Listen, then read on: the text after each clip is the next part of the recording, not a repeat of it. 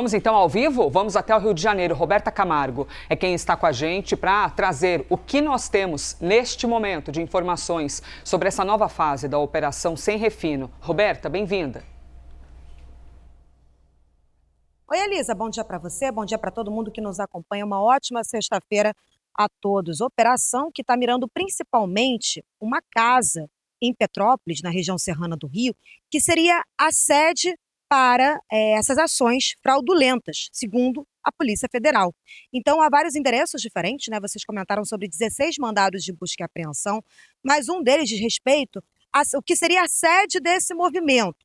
É importante ressaltar que essa operação acontece já na segunda etapa, né? Já teve uma primeira etapa lá em maio, mas acontece por conta de um suposto esquema de lavagem de dinheiro que envolve postos de combustível aqui no Rio de Janeiro. E uma rede grande, uma empresa grande, na verdade é um conglomerado que eles falam, são várias empresas diferentes de postos de combustível que utilizariam licenças ambientais, mas que seriam licenças que seriam dadas de forma escusa, que isso seria uma forma de liberar essa atuação ambiental ali das refinarias, por exemplo, mas isso tudo com um dinheiro por fora, né? Ali por lavagem de dinheiro. Então envolve, a gente tem aqui a lista, ocultação patrimonial, dissimulação de bens, evasão de recursos ao exterior, ou seja, envio desse dinheiro daqui do Brasil, do Rio de Janeiro, para o exterior, gestão fraudulenta, manipulação de mercado e lavagem de dinheiro. Então, eles ressaltam que houve a concessão de licenças ambientais para a refinaria, mas a revelia de órgãos competentes, ou seja, essa refinaria que pôde ser autorizado o funcionamento, mas isso não teve nenhuma autorização formal ali, uma liberação ambiental de fato.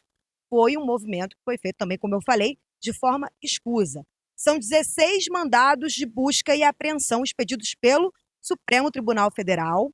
Como Elisa e Théo estavam pontuando super bem, o principal alvo é o governador Cláudio Castro, ele que já esteve envolvido também, teve o nome envolvido em algumas outras situações aqui no Rio de Janeiro, aparece mais uma vez nesta operação da Polícia Federal e, principalmente, as equipes estão fazendo essas buscas, mas estão nessa casa, uma casa que fica em Petrópolis, na região serrana do Rio, que seria a sede para essas movimentações, seria como se fosse o quartel-general para que essas movimentações pudessem ser feitas. As equipes estão lá fazendo essas buscas, apreendendo equipamentos ali eletrônicos, também dinheiro, eles estão buscando esses materiais que vão passar por perícia ainda. Então essa é uma informação que a gente tem, que essas equipes estão buscando esses materiais que ainda passarão por perícia, por avaliação da Polícia Federal. Mas a operação agora em andamento, operação Sem Refino, é a segunda etapa, já teve uma primeira etapa em maio, esta já é a segunda etapa e, como eu falei, os crimes são diversos: ocultação patrimonial, dissimulação de bens, evasão de recursos ao exterior, gestão fraudulenta, manipulação de mercado e lavagem de dinheiro, operação que acontece no âmbito da ADPF das favelas, que é o nome que a gente conhece, né?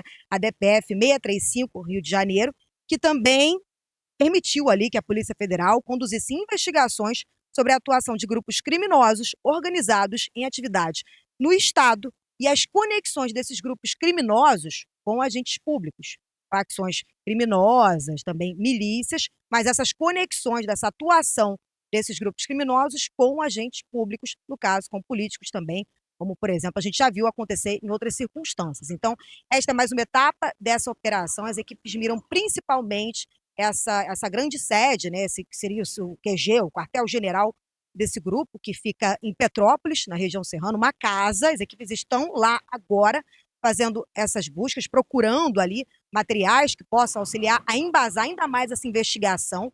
Mas o que a gente sabe é que o foco maior é essa rede de combustíveis. Na verdade, um grande conglomerado de empresas ali de combustíveis aqui no Rio de Janeiro que tinham essas autorizações ambientais que eram cedidas de forma escusa. A gente está acompanhando tudo, viu, Elisa? Roberta Camargo, conversando com a gente então ao vivo do Rio de Janeiro. Nós temos também aqui já uma matéria para compartilhar com vocês, vou colocar aqui no telão.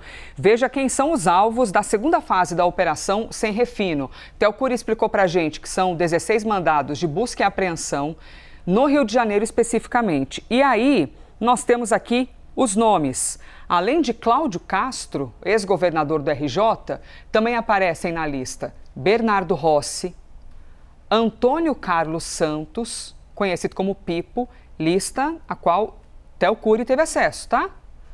Luiz Fernando Gomes, José Mauro Júnior, Maurício Leite e Ana Carolina Miranda.